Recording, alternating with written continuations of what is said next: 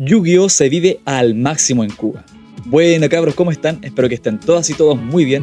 En este video un poco diferente, revisaremos algo muy interesante acerca del mundo de Yu-Gi-Oh! Cómo se vive Yu-Gi-Oh en Cuba. Y para esto hablamos con un querido amigo de Cuba llamado Alfie. Así que sin más demora, vamos allá. ¿Y por qué me interesé en este tema? Bueno, buscando en Google Trends acerca del término Yu-Gi-Oh como término de búsqueda, me encontré con que el interés en Yu-Gi-Oh ha ido aumentando los últimos días, por supuesto con el YCS Las Vegas y con el YCS de Ciudad de México, del cual hablaré más adelante. Pero si buscamos aquí el interés por zona, nos daremos cuenta que el mayor interés por zona está en primer lugar en Cuba, con 100 búsquedas de este término.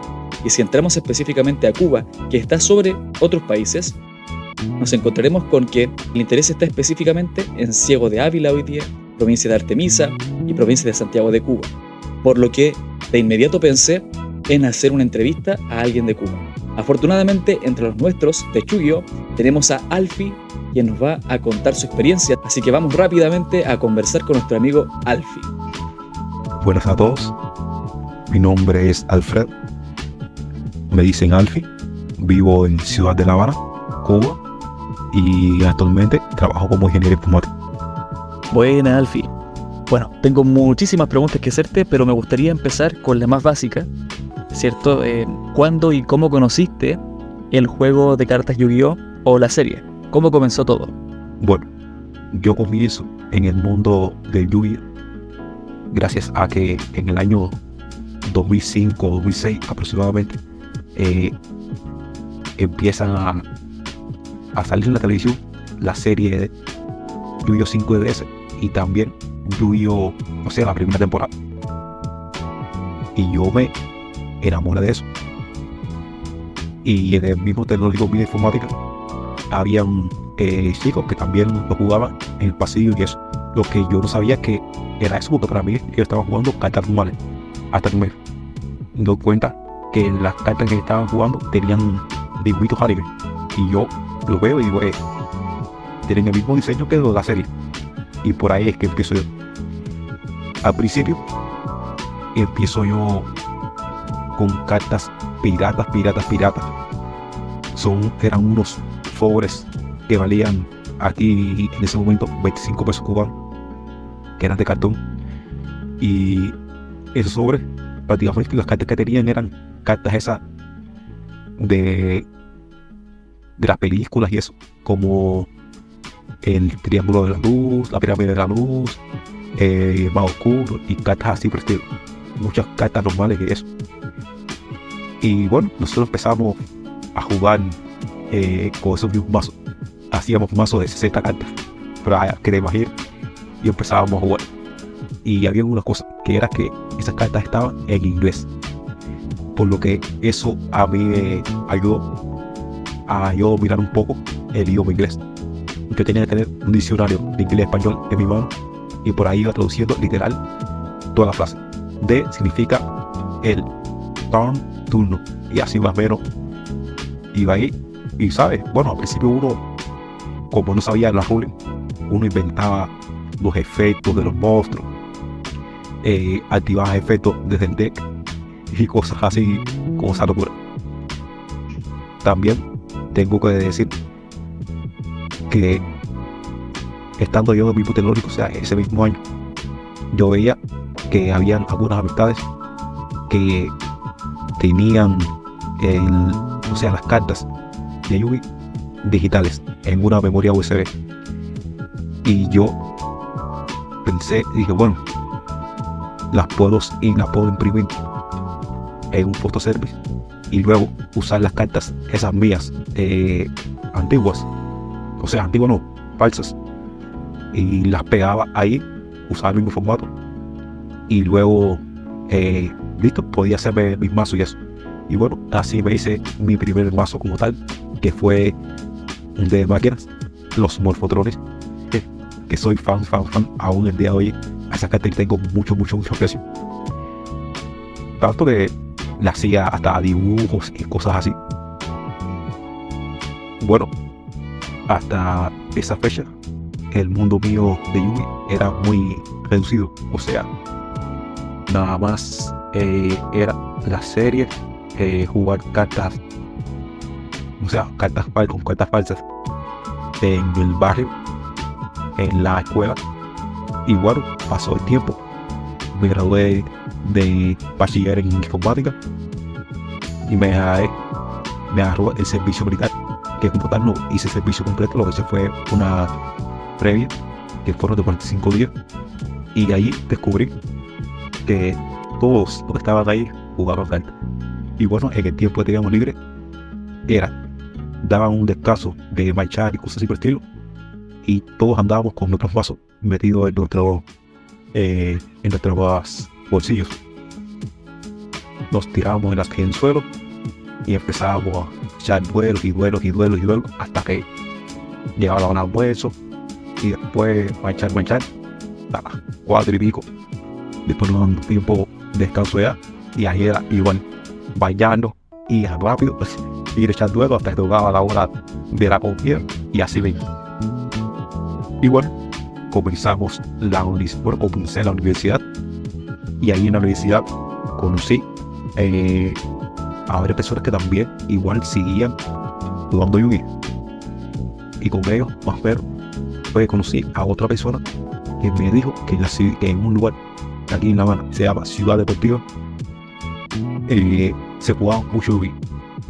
Y bueno, me fui para allá con un sábado, aún me acuerdo, con mis amigos, y fui para allá.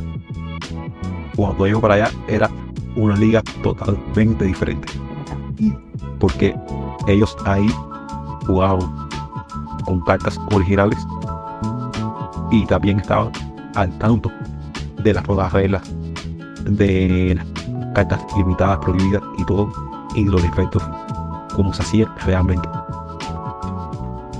Yo recuerdo que ese día yo llegué, o llegamos, la mitad del vídeo a ese lugar como a las 9 o 10 de la mañana, y salimos de ahí a las 7 y pico de la noche y sin almorzar nada, de lo emocionado que estábamos. Ahí compré mis primeras cartas originales, que todas eran, o sea, ninguna era buena, todas eran, a lo mejor eran monstruos sin efecto, o monstruos con efecto, pero eran muy normalitos, sin efecto alguno bueno. Esas cartas nosotros les decíamos cartas de pago. Esas cartas de pago nos servían para hacer juegos de Yu-Gi-Oh! Como decíamos aquí, a la verdad, en donde aportábamos cartas y hacíamos mejorar nuestros vasos. Por decir un ejemplo, digamos que yo jugaba con otro muchacho y a él le gustaba, no sé, digamos, estas cartas que tiene yo de pago. Era un Bawoku, un Mirror Pulse o algo así, y él decía, bueno, te apuesto estas tres y tú me das, digamos, un Wakimir, que fue otro de que yo también me hice. Y así, el que ganabas se llevaba las cartas. Y así íbamos haciendo uno de más cartas, y poco a poco ir armando nuestro dejo original. Hay experiencias que cruzan fronteras. Acá en Chile también tuvimos por mucho tiempo cartas falsas. De hecho, en el colegio en que yo estudié, también se vendían cartas falsas en un kiosquito de afuera. Y ahí conseguíamos nuestras cartitas falsas. Y a veces en ferias, en locales de la calle, se encontraban estas cartitas falsas. Exodias con efectos raros, ¿cierto? Dragones blancos de ojos azul con efectos. Y muchas otras. Y también tuve la oportunidad de apostar, ¿cierto? Un Exodia, Necros o algo por el estilo. Mi pregunta es, ¿cómo funciona actualmente el mercado? O sea, ¿cómo actualmente consigues tus cartas? Y si es que funciona igual que en otros países. Por ejemplo, acá se pueden comprar los sobres, las cajas, o podemos encargar alguna tienda, las singles. ¿Cómo consigues tus cartas allá actualmente en el mercado actual? Y una segunda pregunta que se desprende de esta es ¿qué ocurre allá, por ejemplo, con el precio de el Engine Snake Eyes o Devil Star, que está siendo actualmente el más caro en el mercado? ¿Cómo funciona actualmente? ¿A cuánto se vendería, digamos, una Snake Eyes Ash o un Poplar o una Bonfire? A ver, en el momento que estuve jugando físico, se jugaba, o sea, se podía acceder a las cartas de dos formas. Una mediante intercambio y la otra mediante compras. cabe decir que todo eso era con el mercado informal. O sea, aquí en Cuba no existe no existe una tienda Konami ni nada para el estilo donde vendan cartas de Yu-Gi y tú puedas ir a jugar. Lo que hacíamos nosotros era en la misma ciudad contigo. Mientras más tú ibas ganando, más cartas tú ibas te ibas haciendo. Y luego llega un tiempo que tenías sobres y sobres y sobres de cartas. Y luego venían personas y te decían, mira, me interesa la carta, ¿qué quieres por ella? Entonces nosotros decíamos, no, te la cambio por tantas cartas o te la cambio por tantas cartas. O había personas que parece que sí tenían acceso a internet en ese momento. Esa era otra cosa. Y en ese tiempo el acceso a internet no existía en Cuba. O sea que muy pocas personas eran las que conocían el valor real de algunas cartas. Y bueno, decía, no, te vendo la carta por, digamos, 5, 10 pesos cubanos o 20 pesos, 50, 100, dependiendo del valor que tuvieran esas cartas aquí en Cuba, no en el mercado internacional. Y bueno, tú te preguntarás de cómo esas personas sabían o tenían acceso a esas cartas. Y era porque muchas de esas personas tenían familiares en el extranjero y ellos les pedían que les enviaran cartas. Y esas personas le compraban los sobres de cartas allá en el extranjero y los traían para acá. Y muchos hacían negocios así. Abrían su paquete de cartas, se quedaban con los mejores y las otras, como eran nuevas, las vendían aquí a un precio que ellos le ponían y así iban. O sea, tenían el Yu-Gi como no solamente como un medio de diversión, sino también como un medio de trabajo, porque el salario básico aquí en Cuba de esos años era de entre 200 y 400 pesos. Y ellos muchas veces de un sobre con cartas normalitas se hacían en un mes más de 500 pesos. Simplemente con cartas normales, sin hablar de cartas que eran buenas como un Stardust en ese momento, o un Red Ice, o un Blue Ice, o cosas así por el estilo. Que ahí sí, ¿sabes? Que ahí sí costaba bastante dinero. O sea, no quizás como allá afuera, o sea, en el extranjero, porque en el extranjero quizás las cartas cuesten 50, 100 dólares, no sé. Pero aquí nadie puede pagarte 100 dólares, porque 100 dólares aquí o 50 dólares equivaldrían 50, vamos a multiplicarlo por 25. Bueno, se va por mucho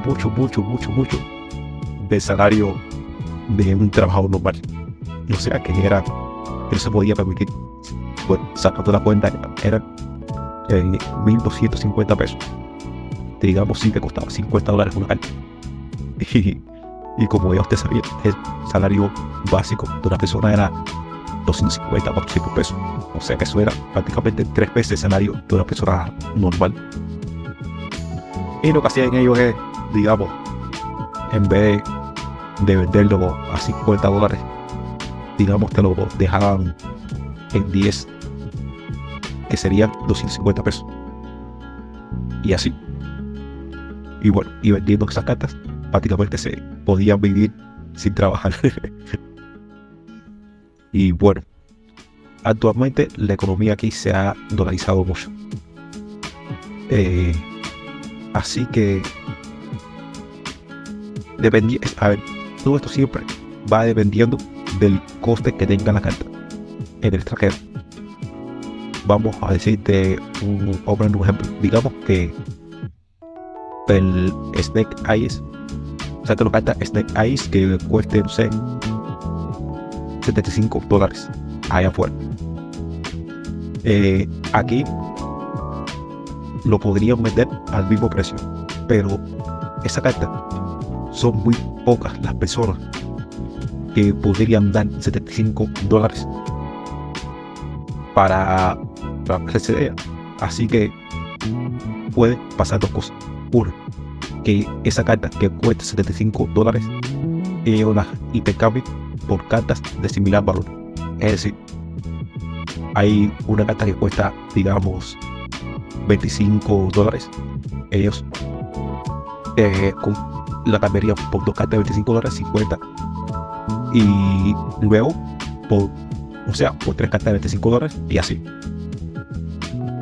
Y la otra forma es buscar a alguien que tenga el dinero exacto para darlo, que serían personas con mucho dinero en Cuba, o sea, gente rica, porque para gastar $75 en una carta hay que tener dinero. Y lo otro es hacerle rebaja, o sea, cuesta $75 esa carta, tú me das $15 y el resto, que son los $60, te lo puedo cobrar en cartas de ese valor. Y así. O si no, simplemente, si no hay de otra, hay que hacer rebaja. Pues mira, yo lo que tengo en estos momentos son $40 o $30. Dime si tú quieres hacer el cambio, sí o no. Y dependiendo de la otra persona, si se dedica a jugar o no, te voy a decir, no, sí, ahí dale, no hay ningún problema. Te vendo $30 y así. Y bueno, le hago una aclaración. Actualmente el dólar en el mercado informal aquí de Cuba está con un valor que ronda los 305 pesos. Aproximadamente a veces sube un poco más, a veces baja y así, pero se encuentra siempre rondando eso.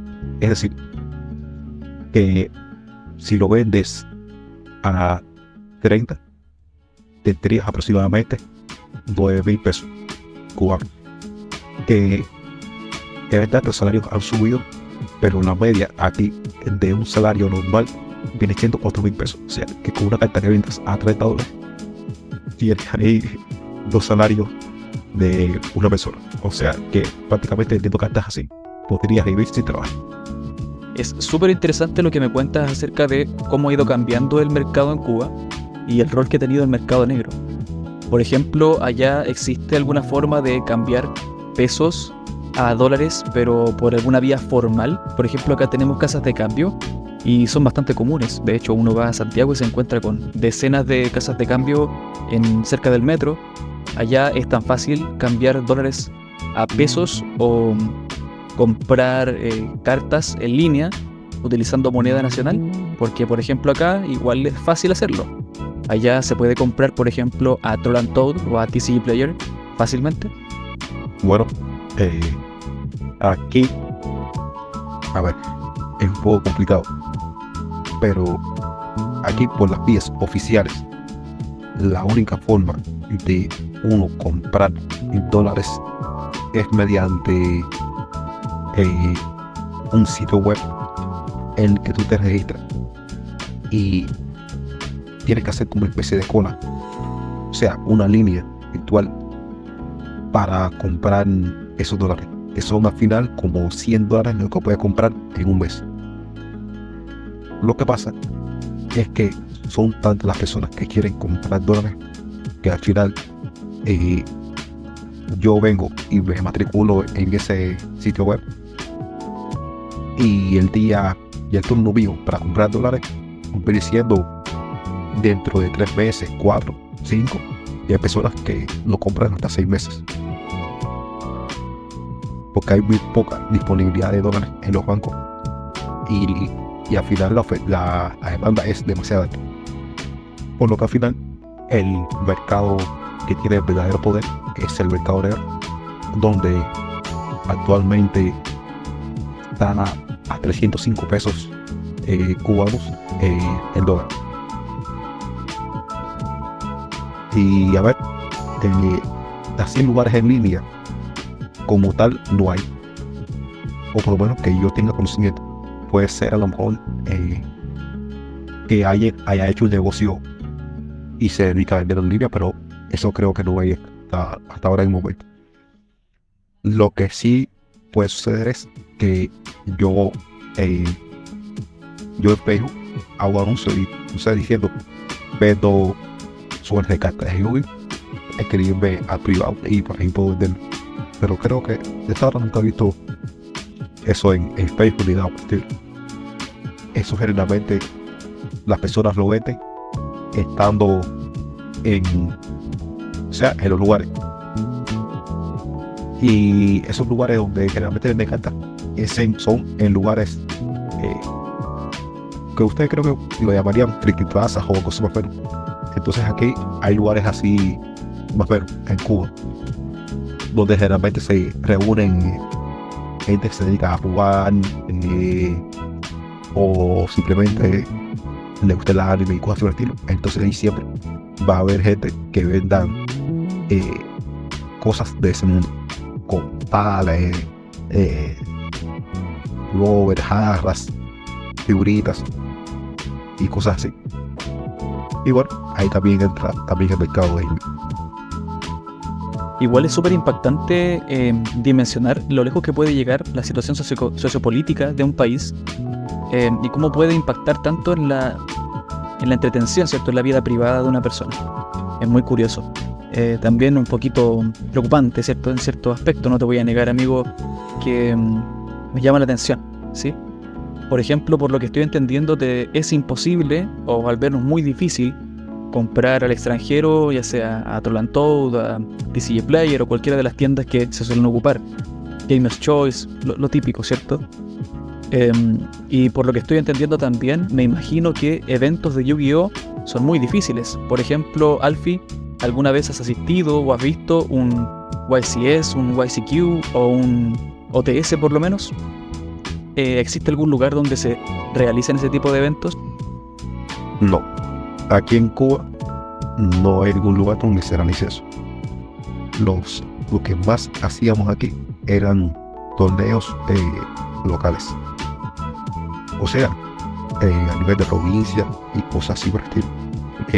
Aquí generalmente cuando se hacía un torneo así estilo que se hace en cualquier otro país del mundo, aquí en La Habana hay un lugar que se le llama el Bansi Rock, que es como una especie así de discoteca, o por decir un ejemplo, que estaba hecha para que los rockeros, personas que les encanta también la música electrónica y todo el mundo eso, tuviera una zona donde disfrutar. Y aquí por lo general los rockeros y la gente que gusta la música electrónica, por lo general también les gusta el anime y toda esa subcultura. Y en esos lugares, en ese lugar específicamente, cada vez que pasaba el tiempo se hacía ahí un torneo y las reglas eran iguales que la de allá afuera. O sea, igual todo, cartas que estaban prohibidas, cartas que estaban limitadas, etcétera, etcétera. Y siempre había ahí referir que eran los que se encargaban de que igual fueran 100% oficiales.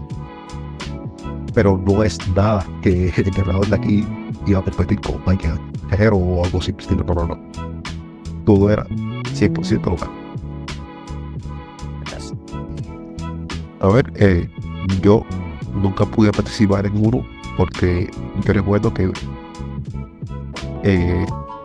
para mí era muy difícil, o sea, completar un deck completo, o sea, hacer un deck 100% de cartas originales por las cosas que ya conocen anteriormente, que aquí no hay lugares donde venden cartas, que los precios son demasiado elevados con respecto al salario que había, bueno, el salario que se vive en Cuba. Porque, por decir un ejemplo, el deck que es más completo pude tener yo en esa época, estoy hablando de los años 2016, 2015 aproximadamente, fue un deck que hice yo que era de Dragonitis, que ese deck prácticamente todas las cartas del mazo eran originales, pero el extra deck no lo era tanto, solamente tenía como unas pocas cartas que eran originales y todos los demás eran cartas impresas. O sea, me refiero a, como digo, cartas impresas son cartas literalmente impresas. Que yo iba a un photoservice, que son los lugares donde uno va a sacar fotos de las cámaras o hacer impresiones, cosas por el estilo. Ahí yo venía con una memoria USB y decía, no, mira, sácame tantas fotos. Y en las fotos venían ya las cartas, o sea, las 4 cartas que venían en una foto que yo al final yo recortaba y las pegaba, o tanto en las cartas falsas como en unas originales que yo no pegaba tampoco. Y bueno, así hacía mis decks. Porque a ver, un Standus en ese tiempo costaba unos cuantos dolaritos. Y bueno, como en ese tiempo me estaba trabajando, hay veces que yo sí podía, o sea que yo reunía y llegaba a algunas cartas, pero a otras cartas sí yo no podía llegar. Y bueno, una cosa que para mí me dio el golpe definitivo, o sea, bueno, creo algo definitivo fue que dejara el mundo de Yu-Gi en el estado físico. Fueron 2 cosas: las cartas limitadas y las negaciones y cosas por el estilo. Porque muchas veces, como decíamos, uno aquí ha pasado mucho trabajo, mucho, digamos, hacerse un deck original. Y muchas veces ya cuando tú llegabas a tener un deck original completo, las 40 cartas, luego en unos meses verían y te decían, bueno, esta carta que tú pagaste tanto por ella ya no está a 3, ahora está a 2 o a 1. Y eso le pasó a mejor amigo mío, que él tenía un deck de dragones y él tenía en su deck Black Red Eyes Dragon. O sea, no es el que tiene 2600 de ataque y durante por turno puede invocar un dragón de la mano o cementerio.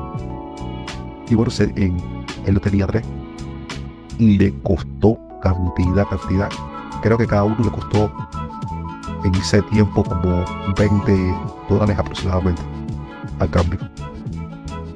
O sea que haya estado así como $60 aproximadamente y nada más con esa carta. Y un buen día llega él a jugar y está jugando su partida normal. Ahí él siempre ha jugado.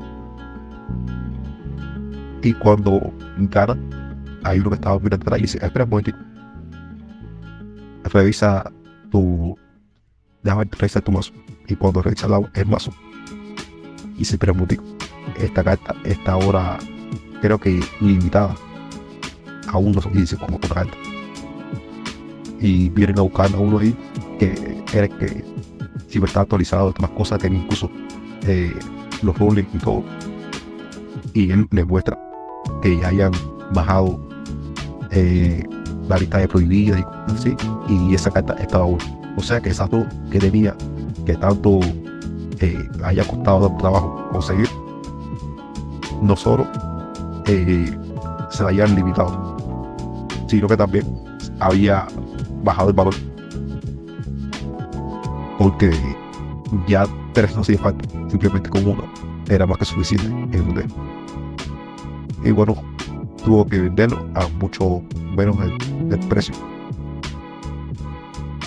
Y luego, después, lo que terminó dándole el segundo punto, como decía, fue que aproximadamente más o menos ese mismo año me hice con el juego de computadora Ego Pro, se llama así, Ego Pro Phoenix, que literalmente tenía todas las cartas y uno podía jugar en red con otro amigo. Igual empezamos por ahí a jugar, a hacerlos todas las cartas todos los pasos que hicieran, y también por un poco de la falta de tiempo, como uno trabajaba, etcétera, etcétera. Y por esos golpes que también sucedieron, uno empezó ya a no editar, y al final uno decidió empezar a vender los pasos. Y al final me quedé jugando, o sea, en línea. No en línea, sino en la computadora y eso. Chuta, debió ser una experiencia bien dura. De hecho, me pasó hace un tiempo. También tenía un deck que estaba armando y también le tocó ser golpeado, pero me imagino que debe ser mucho más duro cuando te toma mucho tiempo armarlo, así que una experiencia muy fuerte. Y claro, después de algo así uno se decepciona y decide dejarlo. De hecho, ahora mismo yo estoy jugando más en digital que en físico, porque mis amigos viven muy lejos también, o relativamente lejos de donde vivo yo. Oye, pero me contaste antes que te gustaba el mazo morfotrónico, y me imagino que eso debe ser un orgullo para ti. Cada uno de nosotros tiene un masito regalón, ¿cierto? Un mazo que uno quiere. ¿Por qué morfotrónico? ¿Cómo es tu historia con el mazo? ¿Cómo lo descubriste? ¿Cómo fue todo esto? ¿Cómo descubres tu amor por el mazo morfotrónico? Bueno, yo doy con ese deck justo cuando estaba aquí transmitiendo la serie de Yu-Gi-Oh 5DS. Y también da casualidad que mientras transmitía la serie, a mí me habían copiado en una memoria USB todas las cartas que habían hasta ese momento. Y ahí incluían también las cartas de ese deck. Y cuando yo entro y veo eso, digo, wow. Y ahí puedo admirar mejor su arte. Y podía ver todos sus efectos únicos que tenían dos efectos. Uno cuando estaba en ataque y otro cuando estaba en defensa. Y me enamoró su mecánica. Y yo que ese tiempo jugaba mucho con el campo para hacer counter. O sea, y mientras más counter ganaba, más ataque tenía. Y wow. Y toda la mecánica que tenían ellos en ese tiempo tenían la trampa. Que la trampa negaba los ataques del monstruo del nivel 4 mayor y cosas así. Y era muy bueno. Creo que fue el primer día competitivo que yo pude hacer en esa época. Y hasta el día de hoy sigo esperando que salgan dando cartas que puedan hacerle frente, o por lo menos que revivan a ese deck. Uno siempre sueña con que le saquen más soporte al arquetipo. De hecho, en Deskbot estoy esperando hace mucho tiempo que le llegue algún soporte interesante. Así que cruzo los dedos por ti y por mí, esperando que les caiga algo decente por parte de Konami. Algo off topic. Ahora mismo hablando, me causó curiosidad en ver cuánto estaban las cartas, sus sobres y eso. Así que entré a una página que hay aquí en Cuba, que es de compra y venta de cosas. Aquí venden de todo, desde paquetes de refrescos hasta televisores, casa y cosas que estilo en ese lugar. Y puse la palabra clave Yu-Gi-Oh! Y bueno, me salió los siguientes resultados que te voy a mostrar ahora en captura. Y oye, respecto de estos precios que me mostraste ahora, hay uno en 1000 CUP y en 25 CUP. ¿Cómo se explica esta tan grande diferencia? A ver, esa persona que vende las cartas a 25 pesos es una persona que se dedica, o sea, que le mandan cartas de afuera y él abre los sobres, separa las cartas buenas y deja las otras que son así de relleno. Y esas de relleno son las que te venden a 25 pesos. El otro que te vende un mazo de cartas, me imagino que sean 40 cartas a 1000 pesos. Me imagino que sea un deck no sea un deck meta ni nada por el estilo. Y te venda esas 40 cartas porque a lo mejor le hace falta mucho dinero. Porque al pinche en Cuba, como decíamos anteriormente, es un poco complicado. Y eso. Y bueno, mencionabas ahí al de Des. Y ese también es uno de mis decks favoritos. Yo, en esa época que salieron los demos, yo veía mucho la serie One Punch Man. Y yo me hice un deck de también de Despot y le puse de cariño One Punch Man a ese deck. Porque literalmente de un solo golpe te mataba. Por acá, a esas cartas de bajo valor les decimos chaya, como al confeti, pero chaya. ¿Cachai? Mira, y sí, yo también le puse One Punch Man a mi primera versión del mazo. desktop en digital. Cuando me instalé Yu-Gi-Oh! Pro en ese entonces, no tenía Edo Pro todavía, tenía Yu-Gi-Oh! Pro, le puse One Punch Man al mazo. Así que genial compartir experiencias con alguien. Y bueno, a grandes rasgos, esta sería la entrevista y me gustaría saber si tienes algunas palabras para los jugadores de Yu-Gi-Oh! Que ven el canal y que disfrutan de jugar también, como tú, entusiastas con ganas de armarse mazos, de disfrutar un duelo. Si quieres dedicarle algunas palabras, siéntete libre de hacerlo, así que adelante nomás, Alfie, este espacio es tuyo. Bueno, mis palabras para los seguidores de Yu-Gi-Oh! Es que sigas teniendo ese amor por las cartas. Y como diría el abuelo Yui, siempre confía en el corazón de las cartas. Muchísimas gracias, Alfie, por tu tiempo, por tu energía, por tu pasión y por tus palabras. De verdad, nos viene muy bien como duelistas conocer historias también de otras personas que pasaron por un camino similar o diferente al que hemos estado viviendo. Así que un abrazo fuerte, un agradecimiento de nuevo y espero que pronto podamos seguir colaborando, jugando duelos ahí, pasándola bien. Así que un fuerte abrazo de nuevo y nos vemos en una siguiente ocasión. Chao, chao. Gracias, fue un placer de verdad hablar contigo y hacer muchos recuerdos de mis tiempos en formato físico. Y bueno, cabros, esto fue la entrevista. De verdad estoy muy contento y orgulloso de haber podido conversar con Alfie, quien tuvo una excelente voluntad para contarnos con el mayor detalle posible su experiencia a lo largo de toda su vida. Así que le agradecemos por abrir su corazón y contarnos cómo se siente vivir la experiencia.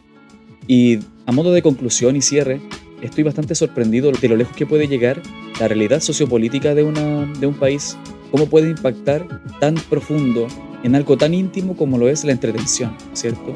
El acceso a algo tan esencial para la vida humana como lo es el juego. Como duelista para mí es muy importante el juego porque los seres humanos necesitamos jugar para desarrollarnos, para estar bien emocionalmente, para vincularnos socialmente y para desarrollar nuestras capacidades cognitivas y neurológicas. Entonces que por decisiones de ciertas personas no tengamos acceso a algo tan esencial y tan simple como un juego de cartas, realmente me acongoja y me sorprende. Así que, estimados hermanos cubanos, tienen toda mi admiración por sobreponerse ante todas estas dificultades para seguir haciendo algo que les apasiona, que les divierte, que les vincula con las personas que tienen en su entorno. Un gran y fraterno abrazo. Lo merecen más que cualquier otra persona. Son seres humanos muy grandes que destacan por su gran pasión y porque nada los detiene. Así que a ustedes, mis queridos, mi admiración y un gran abrazo. Sin más que agregar, jóvenes, y con esta reflexión de cierre, me despido. Ha sido un agrado para mí traerles esta experiencia. Un abrazo fuerte. Chao, chao.